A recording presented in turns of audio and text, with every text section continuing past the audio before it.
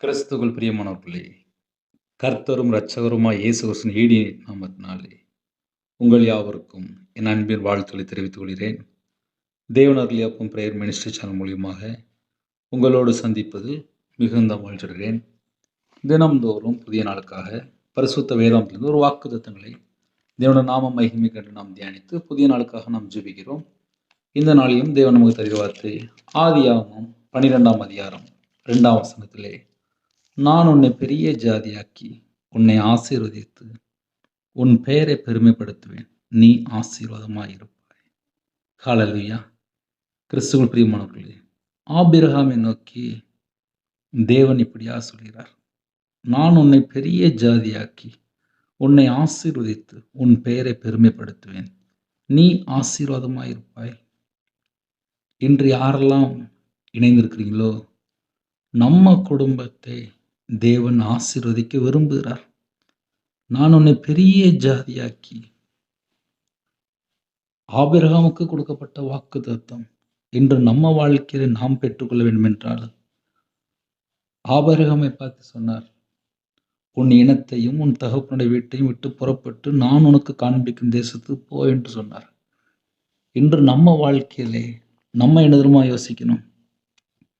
ஏசாயா 52ஆம் அதிகாரம் 11ஆம் வசனத்திலே, புறப்படுங்கள் புறப்படுங்கள், அவ்விடம் விட்டு போங்கள், அசுத்தமானதை தொடாதீர்கள் என்று எழுதப்பட்டிருக்கு.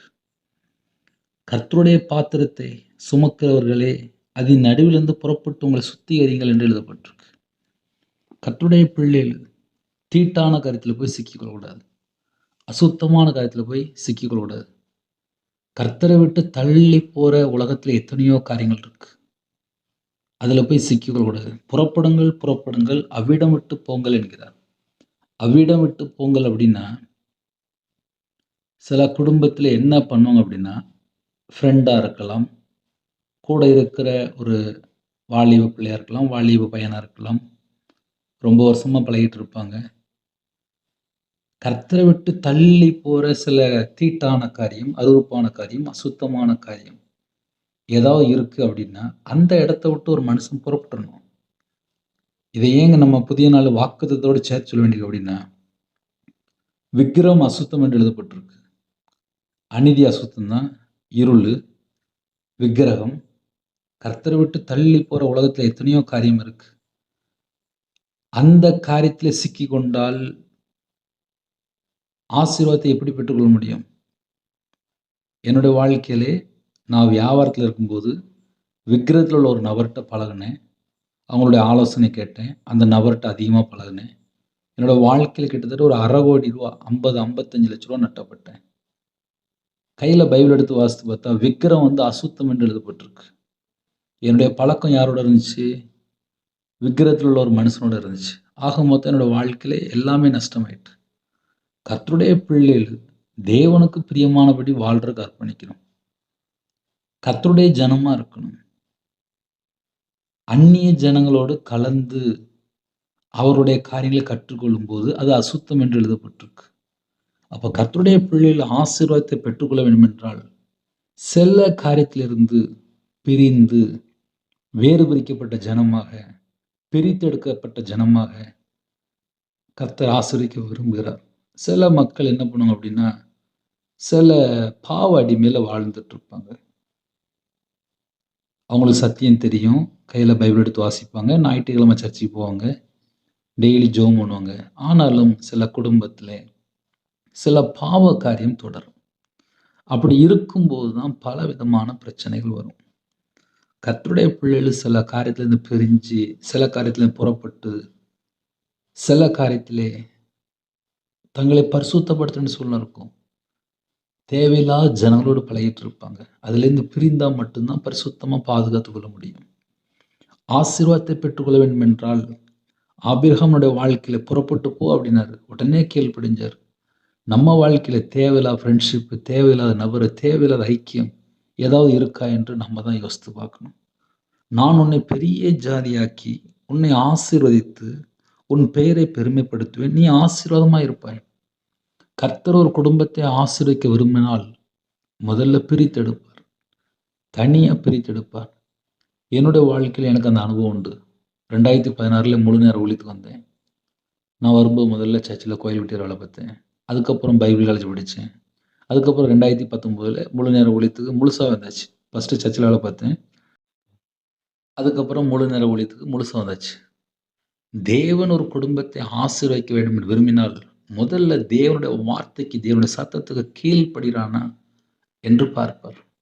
ஆபிரகாம் கீழ்ப்படிந்தார். அதே போல ஆசீர்வதித்தார். இன்று யாரெல்லாம் இந்த செய்தி கேட்குறீங்களோ, உங்க குடும்பத்தை கர்த்தர் ஆசீர்வதிக்க விரும்புகிறார்.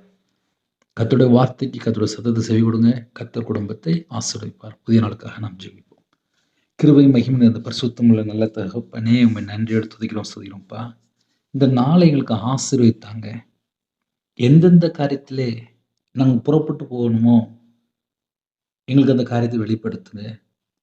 கர்த்தருக்கு பிரியமானபடி வாழ்ந்து ஆசீர்வாதங்களை பெற்றுக்கொள்ள வேண்டும். ஆபிரகாமை அழைத்த தேவன் உண்மையுள்ள தேவன். இன்று எங்க வாழ்க்கையிலே எந்தெந்த காரியத்திலே நாங்க இன்னும் சீர் பொருந்த வேண்டுமோ, அந்த காரியத்தை கர்த்தர் வெளிப்படுத்துங்க. உம்முடைய சத்தத்துக்கு நாங்க கீழ்ப்படிந்து, உம்முடைய கற்பனை கைக்கொண்டு, உம்முடைய கட்டளைக்கு நாங்க கீழ்ப்படிந்து வாழ விரும்புகிறோம்ப்பா. எங்களை ஆசீர்வதிங்க. இந்த நாளிலும் உமக்கு பிரியமானபடி வாழ எங்களை தாழ்த்தர்ப்பணிக்கிறோம். 24 மணி நேரமும் உங்க சத்தத்துக்கு நாங்க செவி கொடுக்கணும். உண்மையா வாழணும், பரிசுத்தமா வாழணும், நீதியை பின்பற்றணும், நன்மை செய்யணும், நற்கிரியை செய்யணும், தான தர்மம் செய்யணும். தேவனுடைய ராஜ்யத்துக்கு சொந்த பிள்ளைகள்ப்பா நாங்க. உமக்கு பிரியமானபடி வாழணும்ப்பா. வெளிச்சத்தின் பிள்ளையா வாழணும். ராஜாக்களும் ஆசாரியருமா எங்களை மாற்றுனீங்க. அந்த கிருபைக்கா ஸ்தோத்திரம். பரிசுத்தாவினால் நிரப்புங்க. அக்கினி அபிஷேகத்தால் நிரப்புங்க. கிருபையினால் நிரப்புங்க. வல்லமையினால் நிரப்புங்க. உங்களுடைய பிரசன்னத்தால் மூடுங்க. 24 மணி நேரமும் இடைவிடாமல் ஜெபிக்கிற பிள்ளைகள மாறணும். இரவும் பொழுதுமா தியானிக்கிற பிள்ளைகள மாறணும். எல்லாவற்றைக்கும் ஸ்தோத்திரம் செலுத்தணும். எப்பொழுதும் சந்தோஷமா இருக்கணும். உமக்கு பிரியமானபடி நாங்கள் பரிசுத்தமா இருக்கணும். அந்த கிருபைகள் தாங்க. ஆவிக்குரிய வரங்களாலும் ஆவிக்குரிய கனிகளினால் நிரப்புங்க. கையின் கிரியில் ஆசிரிங்க, அப்பத்தின் தண்ணீர் ஆசிரிங்க. இந்த நாளிலும் எல்லா குடும்பத்தையும் உங்களோட இரத்த கொட்டைகளை வேலடைத்து மூடி மறைத்து கர்த்தர் பாதுகாத்துங்க. உங்க நாமம் மட்டுமே விடட்டும். உம்முடைய கரத்தில் அர்ப்பணிக்கிறோம். சிறுபிள்ளைகள் முதல் கொண்டு முதியோர் வரை எல்லாரையும் பிதா குமாரன் பரிசுத்த நாமத்தில் முத்திரை போட்டு ஆசிரிங்க. கர்த்தருடைய கரத்தில் எங்களை அர்ப்பணிக்கிறோம். இந்த நாள் முழுதும் கர்த்தர் பொறுப்படுத்துங்க. துதிகன மகிமையெல்லாம் ஒருவருக்கே செலுத்தினோம். இயேசு கிறிஸ்துவின் பிதாவே, ஆமென். தேவனுக்கே மகிமை உண்டாவதாக. கர்த்தர் தாமே உங்களையும் உங்கள் குடும்பத்தையும் சகல காரியத்திலும் சம்பூர்ணமாக திருப்தியாக கர்த்தர் கொடுத்து ஆசீர்வதிப்பாராக. ஆமென்.